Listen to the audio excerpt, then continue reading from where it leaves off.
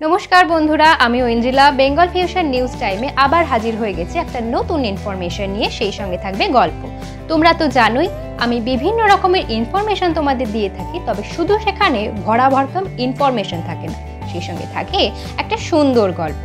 তবে যেমন আমি তোমাদের কথা দিয়েছিলাম যে এবার আর কোনো বিরতি নয়, এবার থেকে আমি মাঝে মধ্যে হাজির হয়ে যাব তোমাদের ফিডে, তাহলে সঙ্গে থাকো আমার। তবে আজকের গল্প শুরু করা যাক এখান থেকে। আজকে যে ব্যক্তিকে নিয়ে আমরা আলোচনা করব তিনি হলেন গৌতম বুদ্ধ। এই গৌতম বুদ্ধকে নিয়ে কিন্তু সারা বিশ্বব্যাপী ভীষণ আলোড়ন রয়েছে, এমনকি এখনো পর্যন্ত বহু রিসার্চ চলছে তাকে নিয়ে। তবে আজ আমরা গৌতম বুদ্ধ সম্পর্কে একটা অন্য জিনিস জানব।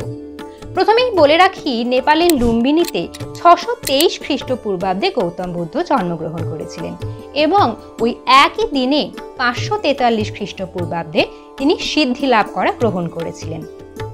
এর পরবর্তী ওই একই দিনে 543 খ্রিস্টপূর্বাব্দে তিনি বৌদ্ধ লাভ করেছিলেন, অর্থাৎ এরপর থেকেই তিনি বুদ্ধত্ব লাভ গ্রহণের মধ্যে দিয়ে তিনি বৌদ্ধ ধর্ম প্রচার করেছিলেন গোটা পৃথিবীতে। তবে আজকে আমাদের আলোচনা কিন্তু বৌদ্ধ ধর্ম নিয়ে নয়, স্বয়ং গৌতম বুদ্ধকে নিয়ে। গৌতম বুদ্ধ বলতেই আমাদের চোখের সামনে যে ছবিটা ফুটে ওঠে সেটা হলো ধ্যানমগ্ন অবস্থায় রয়েছেন গৌতম বুদ্ধ এবং তার মাথায় কোঁকড়ানো চুল রয়েছে। সাধারণত এই ছবিটাই আমরা বইয়ের পাতায়, শিল্পীর ক্যানভাসে ফুটে ওঠে।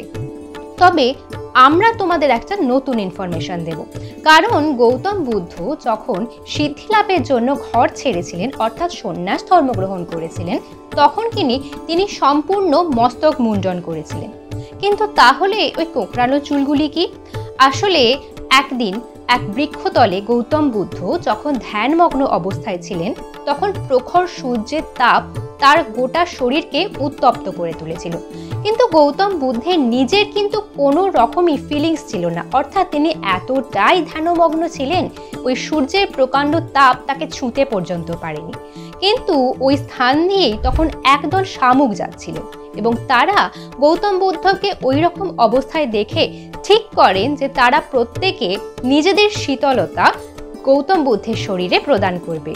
যেহেতু শামুক ঠান্ডা প্রাণী এবং সেই কারণেই তারা গৌতম বুদ্ধের মাথায় চড়ে বসেছিলেন এবং নিজেদের শরীরের যে কোমলতা বা শীতলতা সেটা তারা প্রদান করেছিলেন গৌতম বুদ্ধের শরীরে। আর সেই কারণেই গৌতম বুদ্ধ শান্তিভাবে ধ্যানমগ্ন অবস্থায় থাকতে পেরেছিলেন।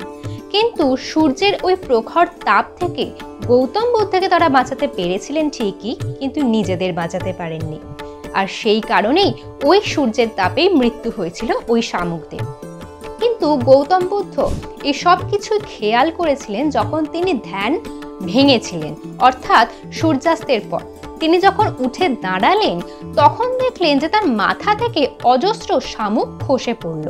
তখন তিনি বুঝতে বাকি রইল না যে ওই সমস্ত শামুকেরা তাকে শান্তি বা শীতলতা প্রদান করার জন্যই তার মাথায় উঠে বসেছিল। আর তাদের সংখ্যা ছিল মোট 108।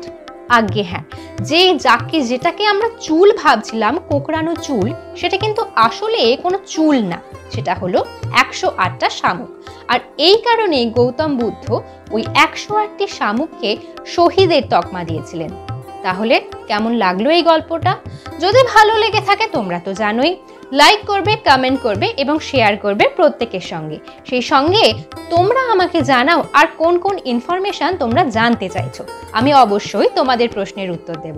তবে আজকের মতো এখানেই বিদায় নিচ্ছি, সঙ্গে থাকো এবং এই চ্যানেলটাকে সাবস্ক্রাইব করো। আজকের মতো টাটা।